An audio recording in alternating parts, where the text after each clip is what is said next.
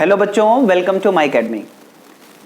बिल्कुल एक छोटा सा क्वेश्चन है जिसका आपको बहुत प्रिसाइज वे में आंसर देना है। ठीक है बच्चों, आपने मोशन इन स्ट्रेट लाइन तो पढ़ रखा है और वहां पर एक टर्म आता है जिसको हम बोलते हैं एक्सेलरेशन। बच्चों एक्सेलरेशन के बारे में आप जानते हो, एक्सेलरेशन को हम डिफाइन करते हैं डीवी बाई डी टी, यानी कि टाइम के रिस्पेक्ट में वेलोसिटी के चेंज होने का रेट। ठीक है, यही एक्सेलरेशन होता है। लेकिन बच्चों आप इसी एक्सेलरेशन को ऐसे भी लिखते हो v into dv by d x. क्या लिखते हो? v into dv by d x.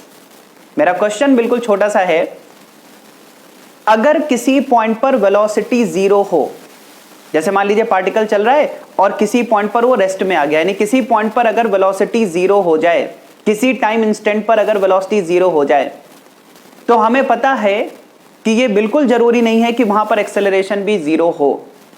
जैसे कि बच्चों हाईएस्ट पॉइंट पर अगर आप देखो, ठीक है, अगर हम पार्टिकल को वर्टिकली अपवर्ड थ्रो करें तो हाईएस्ट पॉइंट पर वेलोसिटी जीरो होती है, बट फिर भी पार्टिकल के पास एक्सेलरेशन होता है डाउनवर्ड डायरेक्शन में g।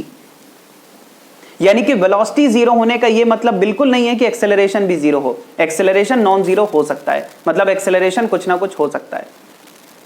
तो मेरा क्वेश्चन बच्चों ये है कि जब आप लिखते हो acceleration is equal to v dv by d x, तो जरा सोचो, अगर मैं v को जीरो कर दूं इस फॉर्मूले के अंदर, अगर मैं v की वैल्यू जीरो कर दूं तो v into dv by d x, अगर v जीरो हो गया तो इसके हिसाब से तो एक्सेलरेशन जीरो आ रहा है।